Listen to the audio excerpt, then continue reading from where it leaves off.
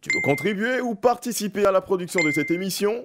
Envoie-nous une lettre de motivation de 2500 mots, ton CV, prouvant que tu as au moins 15 ans d'expérience en production, une copie légalisée, timbrée, laminée de tous tes diplômes et un certificat de bonne conduite signé par ton voisin de gauche. Non, pas vraiment. Envoie-nous juste un mail à info@sanslimite.org. Rien de plus facile. Tu sais quoi? La bonne idée d'affaires, elle est souvent juste sous ton nez, mais tu ne t'en rends pas compte parce que tu ne la regardes pas comme étant une possibilité d'affaires.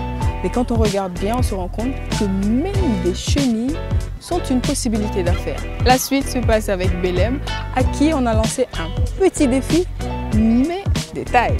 Belem, on est à toi.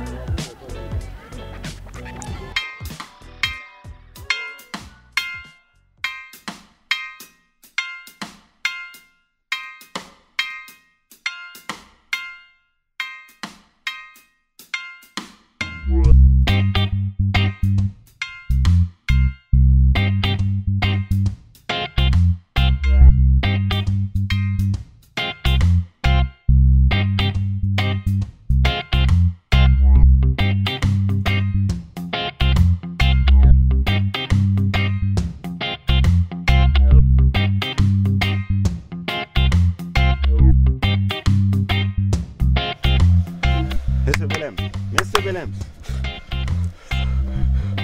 Monsieur, vous savez, j'ai fait un cauchemar. Je vais dans un restaurant pour manger. Vous savez ce que le CV m'envoie? Non. Des chenilles. Mais ça c'est bon ça. Ça c'est bon ça. Bien sûr c'est bon. Oh, et vous savez ce que j'ai répondu? Je ne peux pas manger ça. Mais pourquoi? C'est mon business. C'est bon, c'est très bon les chenilles. Manger business avec des chenilles. Bien sûr. D'où vous êtes venu cette idée de business là? Oh, calmez-vous, monsieur Belem. Oui. Quand on était petit, on avait l'habitude d'aller récolter ces chenilles-là en gros sur les arbres de karité. Ah bon? Ah oui. Et pendant mes études universitaires, j'ai réalisé que les chenilles étaient très riches sur le plan nutritionnel. Oh. Dites-moi, avec tous ces produits que vous avez chez vous, moi qui n'aime pas les chenilles là, pourquoi je dois manger les chenilles selon vous? Je t'ai dit, regarde, c'est très riche en protéines. C'est comme quand tu manges de la viande. Et mieux même, parce que c'est plus protéiné que la viande, 3 fois plus. C'est très riche en fer également, en acides gras essentiels, les oméga 3. Je te dis que c'est un vrai trésor nutritionnel. Tu devrais t'y mettre. C'est l'avenir de l'alimentation humaine. Belem, Monsieur Lien a raison. Que tu le veuilles ou pas, on finira tous par manger des insectes. En mangeant des insectes, tu reçois plus de protéines que lorsque tu consommes de la viande. Ils ont un taux de protéines 45 à 75% plus élevé que la viande. L'élevage des insectes produit 10 à 100 fois moins de gaz à effet de serre qu'élever du bétail. Imagine-toi qu'avec 1 kg d'aliments, tu produis 2 kg d'insectes alors qu'il en faut 8 fois plus pour produire la même quantité de viande de bœuf.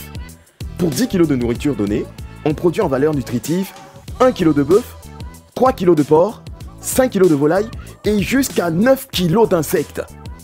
Selon la FAO, il existe 1900 espèces d'insectes comestibles dans le monde. Ils représentent donc l'avenir de l'alimentation humaine, surtout quand on pense que la population mondiale avoisinera les 9 milliards en 2050. Il n'y aura plus de surface utilisable pour l'agriculture ou l'élevage. Donc, notre salut, ce sont les insectes. Et puis 2050 là, ce n'est pas bien loin. Quelles sont les potentialités avec le business des chenilles? Ah, franchement, avec ce business-là, on voit grand. Il y a plusieurs produits qu'on peut développer avec les chenilles. Ah bon? Ah oui. Nous allons continuer d'élargir la gamme sur les produits où on voit carrément les chenilles, c'est-à-dire des plats cuisinés à la chenille, voilà, mais aussi développer d'autres produits pour vous encourager à consommer, à profiter des potentialités nutritionnelles des insectes, comme par exemple développer des chocolats aux chenilles, des barres protéinées aux insectes, voilà. Et là on a commencé avec les chenilles, on est en train de travailler pour diversifier les insectes possibles. On va bientôt ajouter le criquet et il y a pas mal d'autres insectes qu'on est en train d'étudier la possibilité de les transformer. Ah ouais, mais attention, à ce niveau-là, est-ce que vous ne risquez pas de dessiner tous les insectes de la nature? Ah non, ne vous en faites pas. On a déjà pensé à cette question-là. On a déjà pensé à ça et nous travaillons beaucoup sur la possibilité d'élever ces insectes en masse durant toute l'année. Donc on a assez avancé et bientôt vous verrez des fermes d'élevage de criquets, des fermes d'élevage de chenilles, un peu comme les fermes de volailles, quoi, tu vois. Maintenant je suis amplement rassuré. Tant mieux alors. Cher Belém, Ouais. c'est l'heure du défi, hein. Il va falloir que tu goûtes. Tu vas quand même pas me fatiguer comme ça pour rien. Bon, je compte à 3 et tu vas manger. D'accord. 1, 2 et 3. Pour moi, non merci. Mais Belém, tu penses qu'il l'a fait ou pas? Retrouve-nous sur Facebook. Tu as un sujet à nous proposer pour l'émission ou un profil digne d'attention? Envoie-nous un petit mot sur notre page Facebook ou à info@sanslimites.org.